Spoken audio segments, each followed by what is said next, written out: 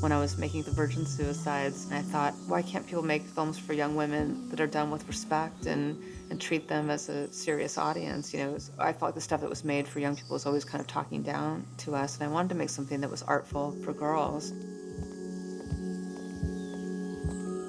Sofia was very clear about what she wanted. As evocative as the book itself. She was secure enough in her position to receive input from other people and know what was right or not for how she wanted to express herself in the story. Sofia creates an atmosphere that is one of the most palatable atmospheres to me watching a film. Just the entire vibe of I've always been opinionated, just people weren't interested in my opinion. I was a student at CalArts studying visual art. I wanted to be a painter, but that didn't pan out. And I didn't want to be a dilettante that just kind of dabbled in this and that. It was really important to me that I find something that I could really sink my teeth into. It was at that time, Thurston Moore of Sonic Youth told me about this book, The Virgin Suicides. And I remember the cover was just a photo of blonde hair in the title, and it was intriguing. I loved how Jeff Eugenides really understood teenagehood and teenage girls, even though there was such a mystery around them. I loved the mystery between the boys and the girls and the way he spoke about the Lisbon sisters. I grew up with a ton of boys around, all male, pretty much just my mom, all my cousins and brothers and, Italian father. So this really girly, feminine world was really appealing to me and something I connected to. I heard that someone was making a film of it, and I had no plans to be a film director, but I heard that some guy was making it, and it was going to be very dark and violent, and I thought, oh, I hope they don't mess up this book that I love, and I hope they do it this way, and I hope they do it that way, and I had all these ideas of how it should be as a film. My dad had always talked about screenwriting and how he adapted books, so I thought, oh, maybe I'll just try adapting a few chapters as an experiment. I marked it up with a highlighter and started writing it as a screenplay. And then I kept going. I was really into it, and I couldn't stop. And I kept doing it. Before I knew it, I had a script. Lick the star. What? Come on, let's go. Lick the star. When I made my first short film, Lick the Star, I was really happy to find something that combined my interest in photography and music and design. I didn't have to be an expert at one thing. I could work with experts in each area. And so that gave me the confidence to try to make The Virgin Suicides. I tracked down the producers, Chris and Roberta Hanley, who were very kind and open to me. And the director that they had, it didn't work out, as that happens in the film business. And they somehow agreed to let me direct it. When I first read about the character of Lux, I think I was intimidated by it because it was the first time I felt like it was matching, in a way, the feelings I was feeling in terms of, kind of entering womanhood and what that's like. I definitely think Sofia saw something that, I couldn't articulate myself.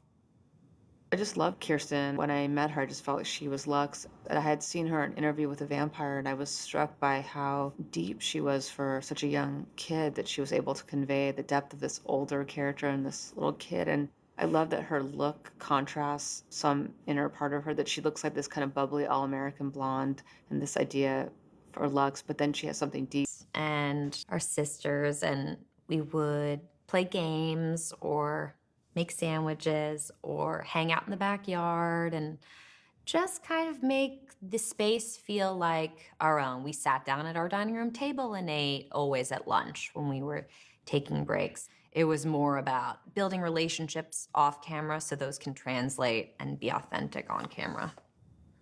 I loved working with all these young actors. I was in my late 20s, so I wasn't so far away from, these teenagers. And they just were so enthusiastic, and it was summer, and we had this kind of summer camp feeling, and they were all so excited. A lot of them had never acted before, so they were all gung-ho. And I remember we would be told, oh, they have to stop working because the labor laws, they can't work over these hours. And the kids were like, well, we can keep going. And they were just so up for anything.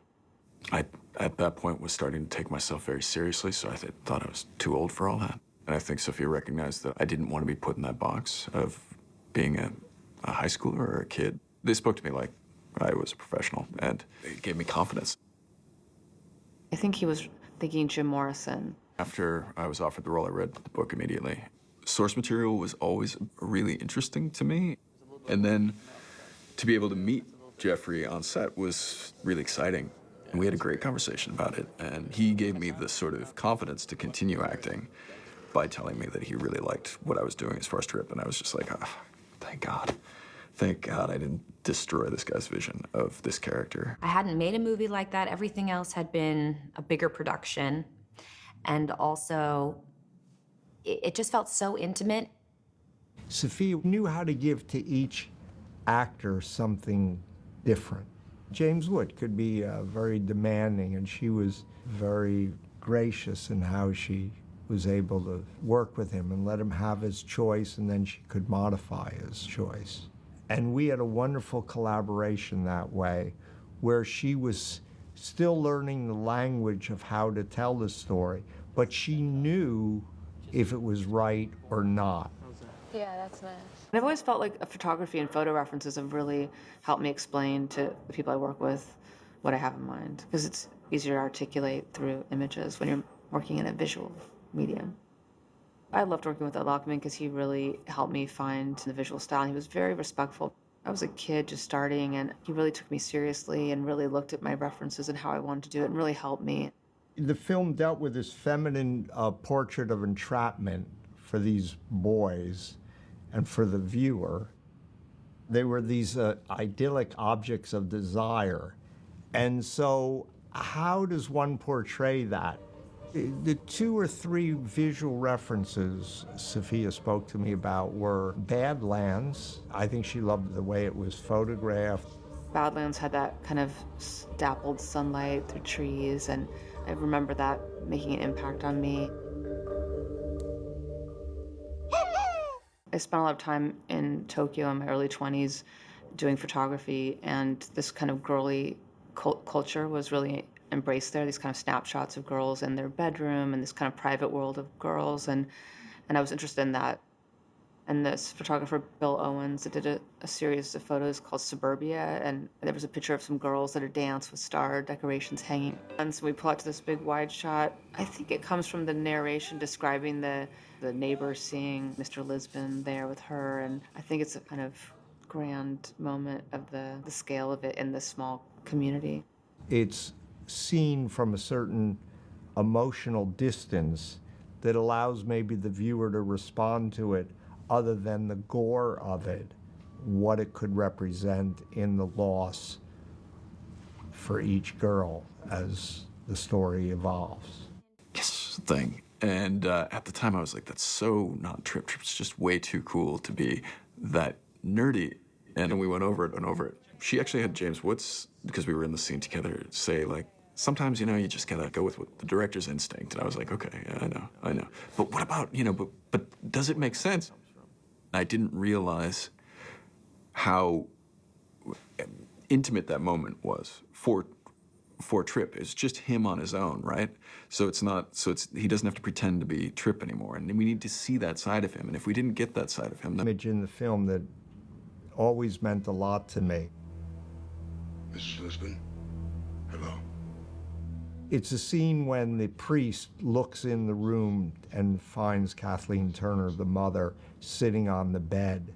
And somehow that image captured a certain angst or ennui of the psychology of loss.